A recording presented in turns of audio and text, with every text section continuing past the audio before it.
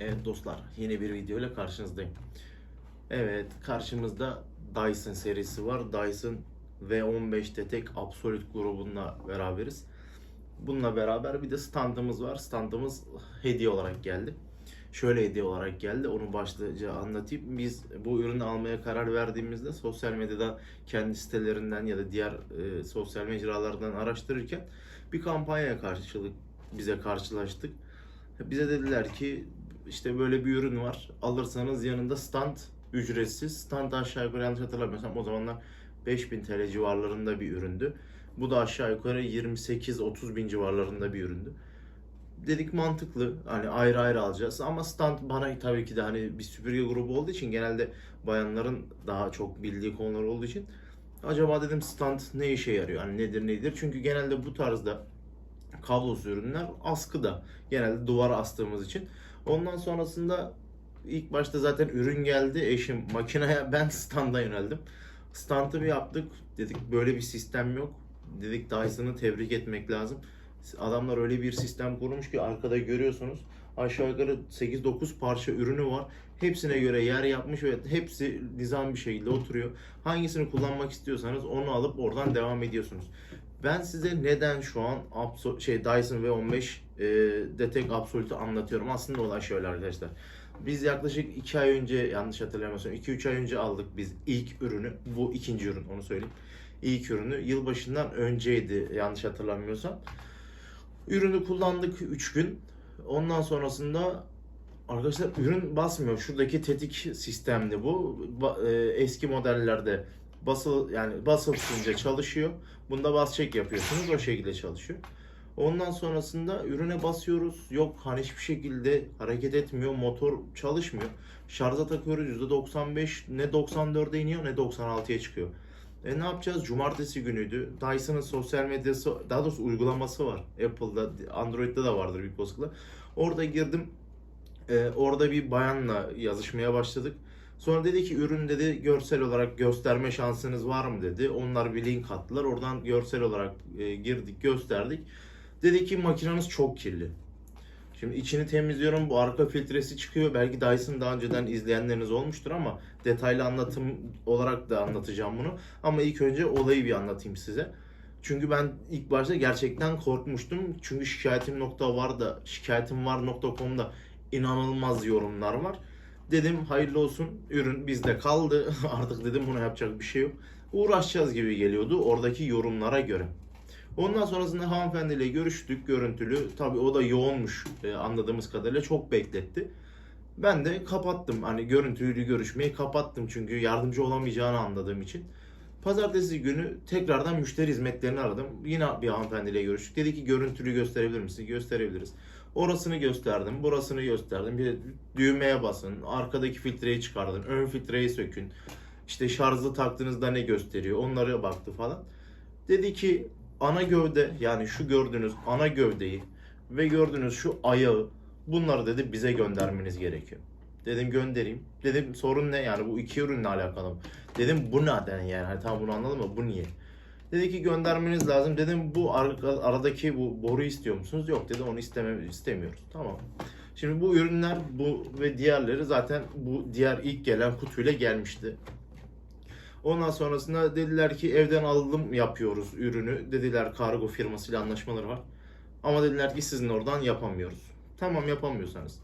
Yurt içi kargoydu yanlış hatırlamıyorsam. Yurt içi kargoya verdim. Karşı ödeme, yani ben hiçbir ödemeye karışmadım. Verdim. 2 gün ya da 3 gün sonrasında beni Dyson'dan aradılar. Dediler hani ne oldu ilk müşteri temsilcisiyle görüştüğünüzde hani bir sonuç elde edemediniz falan. Yok dedim, hani anlattım olayı. Dedim çok bekletti. Hani dedim çözüme hiçbir şekilde dedim ulaşamadık hanımefendiye. Ben dedim kapattım zaten. Ondan sonra ikinci hanımefendiyle görüşmemizi sordular nasıl diye. Dedim gayet iyiydi. Çünkü hanımefendi hiç zorlamadı. Birkaç tane şey sordu. Dedi ki gönderin gelsin. Gönderdik. Tamam dediler. Oradaki hanımefendiye sordum, dedim ne olacak, hani aküde mi, yani bataryada mı sıkıntı var, filtrede mi var, nedir falan. Onu dedi kontrol edeceğiz. Dedim peki bu değişim mi olacak yoksa yani ürün mü değişecek yoksa dedim cihaz mı? Siz daha dedi ala dedi 22 gün olmuş ürün dedi. Onun için dedi biz dedi değişim isteyeceğiz fabrikadan dedi. Tamam dedim, benim de işime gelir dedim, yani aynı ürün bozuksa her defasında adaptörle yani aküsüyle uğraşmaktansa. Yaklaşık 2 gün sonra tekrar aradılar Dyson'dan. İşte merhabalar merhabalar, ürününüz değişime gitmiştir, size yeni sıfır ürün göndereceğiz diye. Dedim teşekkür ederim. İşte aslında benim çok istediğim ama o zaman stoklarda olmayan, hala var mı bakmadım stoklarına, ama bunların L ayaklı bir parçası var. Buraya takıyorsunuz. Koltuk altlarına girerken kıvrılmasını sağlıyor. Size dediler yeni ürünü gönderiyoruz. Dediler ki V15 tek Absolute modelini göndereceğiz. Dedim ne fark var yani bizim diğer aldığımızla bunun arasında, dedim ne fark var? Diğerinin adını hatırlamıyorum bile. Aslında dedi çok bir fark yok dedi, cihaz aynı. Makine malzemeleri aynı. Sadece de kutunun içeriği değişiyor. Birinde varsayım olarak işte bu araba parçası, örnek veriyorum. Araba, koltuk, yatak diye geçiyor mesela. Birinde bu var paketin. Bunu böyle alırsanız sallıyorum işte 18 bin lira. Bunsuz alırsanız 15 bin lira falan gibisinden bir sistemle ilerliyor. Dedim makine aynı değil mi dedim, yani makineyle ilgili bir değişiklik yok. Yok dedi, hani Dyson grubunda dedi ana malzeme aynı. Sadece dedi parçalar dedi değişiyor. Tamam dedim. Ondan sonrasında yaklaşık 2-3 gün sonrasında kargo geldi. Kargo açtık. Aynı ürünler. Hiçbir problem yok. Makine aşağı yukarı bir ay oldu işte bu geleli. Allah'a çok şükür bir sorun yaşamadık. Şimdi neden korktuğumu da anlatayım size. Çünkü genelde internete bakıyoruz hemen, hani Dyson'da ilgili bir sorun var mı falan diye. Arkadaşlar şikayetimvar.com'da inanılmaz şikayet var Dyson'la ilgili. Mesela beyefendinin bir tanesi adaptörü göndermiş, geri gelmiş. Ondan sonra eski olan adaptörü atmış. Beyefendi adaptörü istemişler ama bayağı bir karışık olaylar var. Aşağı yukarı galiba yarısından çoğunu okudum mesajlar. Oradaki yazışmaların ve hiçbirinde Dyson'ın sallıyorum %10'unda bir geri dönüş var. Sonra müşteri temsilcisiyle aradı beni, hani ürün geldi mi, hani memnun musunuz müşteri hizmetlerimizden falan. Dedim memnunum. Aynı zamanda dedim ben içerik üreticisiyim dedim sosyal medyada. Dedim bununla ilgili dedim ben dedim sizi hani YouTube'da paylaşacağım. Hani böyle bir sorun yaşandığında en azından Dyson'ın anında müdahale ettiğine dair dedim. Oradaki hanımefendi dedi ki biz dedi elimizden geldiği kadar anında müdahale etmek istiyoruz ama dedi hani farklı sorunlar olduğu zaman dedi süreç uzuyor. İnsanlar da tabii bundan dolayı yanlış anlıyor dedi. Yani ben aşağı yukarı 22 gün civarında bekliyordum ben. 20-22 gün civarında. Hanımefendinin söylediği bana biz 10 gün, yanlış hatırlamıyorsam 10 ile 15 gün içerisinde maksimum dedi. Geri gönderim yani ürünün geri gönderimini yapıyoruz. En kötü ihtimalle dedi siz zaten arıyoruz dedi. Yani ben Dyson'ın bu sistemi çok hoşuma gitti. Geçen bile çevrede konuşurken normalde hani benimle çok iş yok. Aslında var da oraya da geleceğim. Hani Dyson'ın bu kadar hızlı bir şekilde hareket etmesi, o kadar para verilmesine bence değiyor. Ama tabii ki de elektronik ürün hani ne olursa olsun yani bir sorun çıktığı zaman insan yapımı olmadığı için tabii ki de makine bir arızalandığında tabii ki de süreç uzayabilir. Şimdi orayı kenara attık. Şimdi arkadaşlar Dyson neden Dyson ya da niye biz aldık? Biliyorsunuz işte çocuklu ailelerde genelde halı olma olasılığı fazla, o halı parke. Ve bizde halı var. Yaşadığımız bölgeden dolayı yazın halı var, kışın normal fayans, parke o sisteme dönüyoruz. Ondan dolayı kışın bu ürünün aslında ben performansını hep şey zannediyordum. Hani Dyson. Hadi adı var. Saç makinesinde, işte saç fön makinesinde adı var. İşte ne bileyim. Bu tarzda hani bir bayanlarda sosyete tarzında bir marka olarak görüyorum. Ürünü ta ki alana kadar. Arkadaşlar ürünündeki çekim inanılmaz derecede iyi. Yani ona hani onda 15 veririm, o kadar iyi. Yani ummadığınız yerden ya işte ben burayı dün süpürmüştüm dediğiniz yerden adam bir şekilde o halının arasından bir şeyler çıkartabiliyor. Şimdi arkadaşlar ürünleri tek tek sayıyoruz. Nedir ne değildir diye. Ana gövde. Bu işte taş, parke, yani o Dyson'ın meşhur lazerinin yandığı, şöyle lazerini ufaktan göstereyim. Çünkü çok detaylı anlatmaktansa şurada bakın şöyle lazerin olduğunu göreceksiniz. Asıl işte lazerli o sosyal medyada reklamlarda dönen cihazın sistemi bu. Bu ana başlık halı için. Bu dediğim gibi yatak, koltuk ve araba için. En çok sevdiğim olay bu oldu. Çünkü arabanın inanılmaz yani koltukların içinden geçiyor. İnanılmaz derecede içini temizliyor. Çocuklu ailelerde çünkü ister istemez kirleniyor. Ondan sonrasında bakın böyle bir ürün var arkadaşlar. Ben klima kullanıyorum evde ısıtma soğutmada. Arkadaşlar bu ürünle klima filtrelerini temizliyorum. İçerisinde hiçbir şey bırakmıyor. Çok kullanışlı bir ürün. Ondan sonrasında bu ürün arkadaşlar iç detaylarında mesela arabada da bunu kullanabiliyorsunuz. Çünkü bu giriş ışıklı. Bu araba yanlarında ya da koltuk yanlarında bunu sokarak hem temizlik yapabilirsiniz hem içindeki kiri alabilirsiniz. Çok güzel bir ürün. Aslında bunlar aynı paketin içinden çıktı. Ondan sonra kutuyu da göstereceğim size. Bu bildiğiniz gibi ince uç. Hoppa. Arkadaşlar genelde bunu biz çocuk odasındaki ara dere yerlerde kaçan şeyler için alıyoruz. Hem ufak hem de her yere girebiliyor. En azından fırçası da var. Orayı güzelce temizlediği için. Hoppa. Ve şu ürünü de eğer tersten alabilirsem aldım. Evet arkadaşlar. Bu da ben genelde bunu hiç kullanmıyorum. Hani yalan söylemeyeyim. Genelde kullandığım bir ürün değil. Ama bu tarzda bir ürünü iç detaylarında kullanabiliriz diye düşünüyorum. Bu zamana kadar kullanmadım. Çünkü dediğim gibi çocuklu ev olduğu için çok fazla ürünü her yerde kullanamıyorsunuz. Bir de makine çalıştığı zaman ister istemez çocuğunuz da yanınıza geliyor. Çünkü seyyar bir harekette olduğu için çocuk da hani o hareketi sizle yapmak istiyor sesinden dolayı. Sistem böyle. Arkadaşlar şimdi Dyson'ın böyle bir fişi var. Fiş arkadan kablolarla gelip buradaki uca geliyor ve bu makineyi alıyorsunuz arkadaşlar. Şu şekilde buraya, Allah ters oldu. Şu şekilde hop oturtturduğunuz zaman şarj olmaya başlıyor. Burada gördüğünüz bütün malzemeler tek yerde duruyor. Onu kaybettim, o nerede, bu düştü mü ya da bir yere stoklayayım gibi bir şeyiniz yok. Mükemmel bir sistemle ilerliyor. Şimdi geri alalım makineyi. Hoppala. Şimdi Dyson'la ilgili tabii ki de ben araştırma yaparken bu ürünü almadan önce biliyorsunuz hani herkes her şeyi araştırıyor sosyal medyadan. Bazı hanımefendilerden dinledim hani temizliği nedir, nasıl çalışır, nedir ne değildir diye. Arkadaşlar şöyle bir şey var. Şimdi normalde elektrik süpürgeleri nasıldır? İleri doğru itersiniz, geri çekersiniz. İleri doğru iter, geri çekersiniz. Aslında Dyson'ın sisteminde anladığım kadarıyla araştırmalarım kapsamında arkadaşlar Dyson dönerek çalışmayı seven bir cihaz. Yani Dyson hep ileri doğru ilerliyor.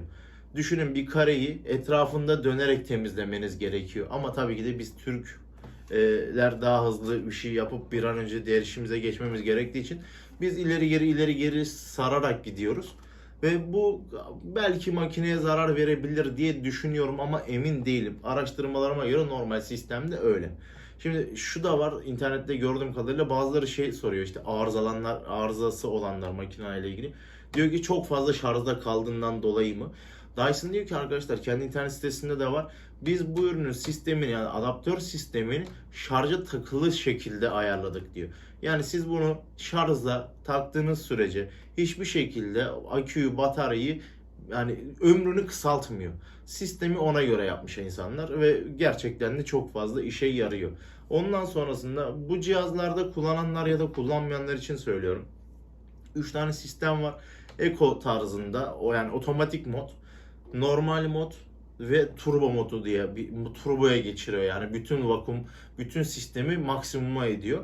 Arkadaşlar mesela onu kullandığınız zaman etrafınızda hele ki mor ışıkta görebileceğiniz ya da göremeyeceğiniz bütün hepsinin nasıl yok olduğunu çok iyi izliyorsunuz. Sonra diyorsunuz ki ben bu zamana kadar abi ne kullanmışım. Bakın diğer markalara laf ettiğim ya da onlarla ilgili bir şeyim yok. Dyson'ı övmek için de böyle bir şey demiyorum. Ama kullanıp hayatımda en memnun kaldığım ürünlerden bir tanesi olduğu için söylüyorum. Şimdi bu ürünler daha işte bugün temizlik yapıldı bununla. Ürünler aslında şöyle ana gövdesi şurada bir tane kırmızı buton var. Bunu kaydırdığınız zaman sistem buradan açılıyor ve kapak buradaki çöpü dökebiliyorsunuz. Sonrasında bunu itiyorsunuz. Asıl temizlik orada başlıyor. Ama temizliğin ilk başında yapmanız gereken en büyük şey bu adaptör buradan bu şekilde ayrılıyor arkadaşlar. Bunu bu şekilde kullandığınız zaman buradaki mandal görebiliyorsunuzdur inşallah. Şuradaki mandal içine giriyor. Bakın şöyle takayım mandal. Bakın mandal gelince sistem çalışmaya başlıyor. Bir de Dyson'la ilgili aslında o anlatılan inanılmaz temizlik gerektiriyor. İşte şöyle yapın böyle yapalım denilen sistem aşağı yukarı 15 dakika. Yani normalde bütün süpürgelerde bu gerekiyor ama biz çok fazla kablolu süpürgelerde bunu yapmıyoruz. Yani net bunu yapmıyoruz yani. Daha sonrasında buradaki ürünü şöyle çevirip şuradan çıkartıyorsunuz arkadaşlar. Filtre, ana filtresi bu. Ve adamlar öyle bir sistem kurmuşlar ki arkadaşlar. Temizlik yaptığınız zaman burada şöyle yakından göstereyim. Ya da şöyle göstereyim mi? Nasıl göstersem daha rahat görürsünüz. Şöyle göstereyim. Arkadaşlar burada musluk işareti çıkıyor. Yani öyle söyleyeyim size. Burada musluk işareti çıkıyor. Musluk işareti çıktığı için bunu öyle temizlediğiniz zaman içinde de ayrı bir filtre var. Bunu öyle bir temizlediğiniz zaman zaten musluk kendiliğinden ortaya çıkıyor. Benim de önerim bu, diğer sosyal medyada bu ürünü anlatan arkadaşlarımız da söylemiş. Arkadaşlar bu ürünü yıkadıktan sonra ve bu ana kafayı böyle suyla yıkadınız evet ama daha sonrasında hemen makineye takmayın arkadaşlar. En az bence ben öyle yapıyorum en azından ne olur ne olmaz diye. 42 saat ben bu ürünü normal oda sıcaklığında bekletiyorum kendi kendine kurusun diye. Aynı şekilde ana kafayı da öyle ve ana kafayı da hani böyle haşır uşur suyla girmiyorum arkadaşlar. Yavaş yavaş ıslak mendillerle destekleyerek ilerliyorum ki onu da şimdi şuradan göstereyim. Şunu şuradan ittiğiniz zaman şu altında bir tane hoppa şurada L şeklinde bir tane dil çıkıyor.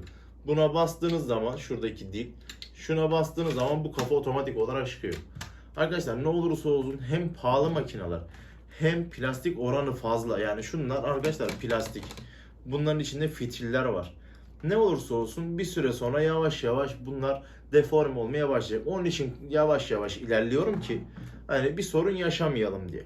Daha sonrasında bunlar aynı şekilde. Arkadaşlar aslında öyle bir anlatılıyor ki mesela burada bir tane para yeri var. Para gibi düşünün yani. Burada bir tane çıkıntı var.